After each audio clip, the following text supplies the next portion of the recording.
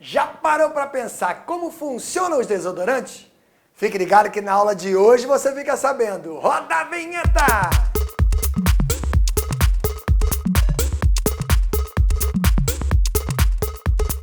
Salve, salve galerinha, se liga nessa!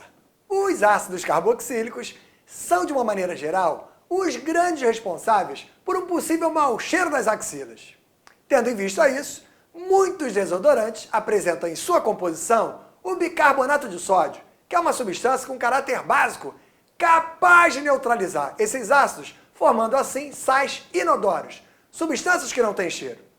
Na aula de hoje, falaremos sobre a acidez dos compostos orgânicos. Relembra comigo, ionização do ácido etanóico, soltando o íon H+, e o íon acetato.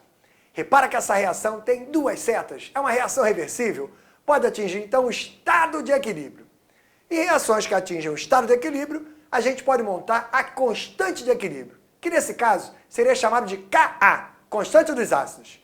Ela é dada assim, concentração dos produtos sobre a concentração dos reagentes. Nesse caso, os produtos, o íon acetato, o íon H+, e o reagente, o nosso ácido carboxílico. Pega o teu conceito químico e junta com o teu conhecimento matemático.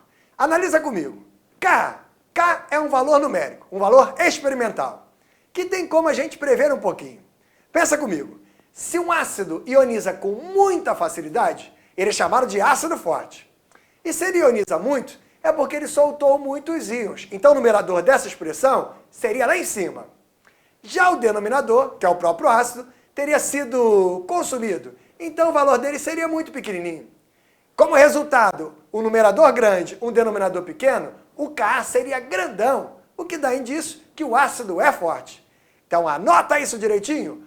Quanto maior o Ka, maior a força do ácido. Quanto menor o Ka, menor é a força do ácido. Vamos ver isso experimentalmente. Dá uma olhada nessa sequência que eu estou trazendo para você. Vai! Repara que temos um ácido, um fenol, uma água e um álcool. 4 substâncias completamente diferentes. Pergunta que eu te faço. Quem é o de maior acidez? Quem é o de menor acidez? Para você responder, você pode olhar para os valores de Ka. São valores experimentais. Todos eles estão na mesma temperatura e apresentam os seguintes valores. Vai!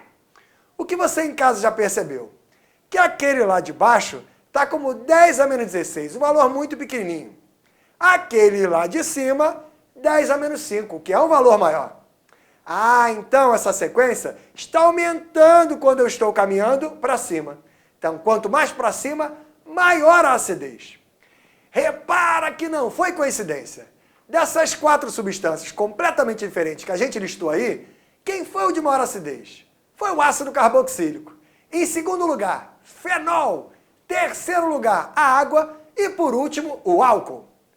Agora que você já consegue comparar a acidez de funções diferentes, eu queria que você comparasse uma sequência pertencente à mesma função.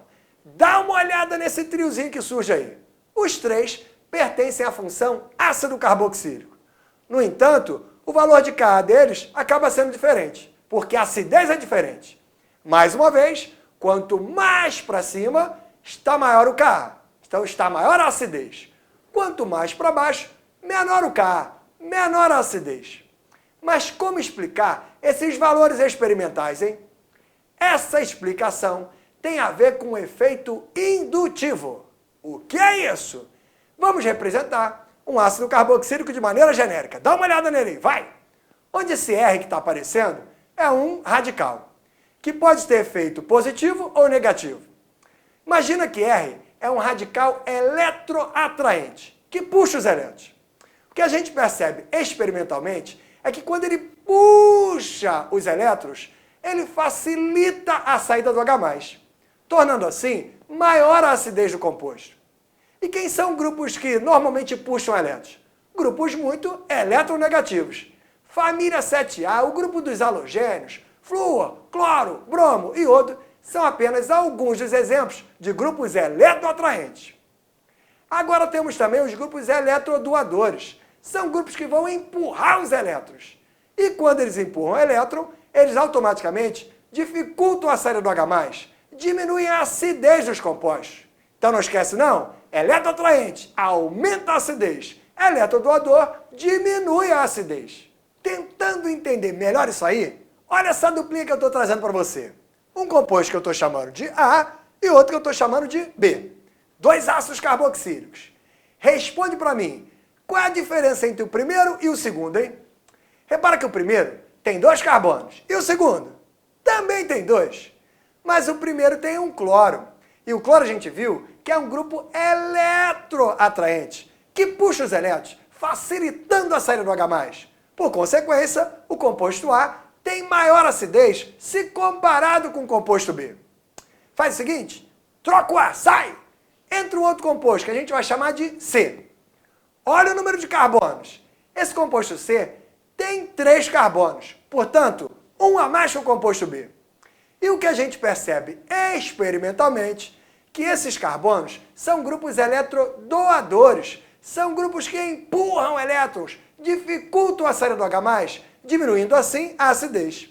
Então, comparar B com C, o C seria menos ácido. Então, nossa sequência oficial vai! O A ficou mais ácido que o B, que é mais ácido que o C. Fechando a nossa aula de hoje, eu trago uma última duplinha para você.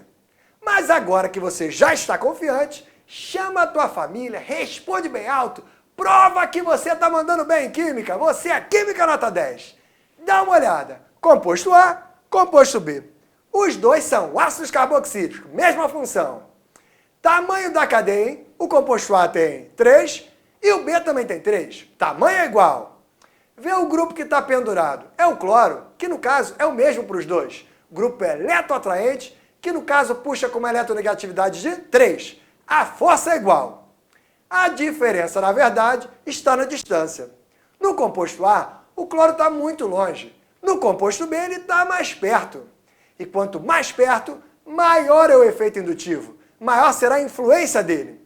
Então, o B estaria puxando com mais intensidade, liberando com mais facilidade o H+, tendo assim a sua maior acidez. Então, entre A e B, o B foi mais ácido que o A. Agora sim, bata no peito e grite, eu sou o Química Nota 10. Fique ligado, até a próxima aí. Valeu!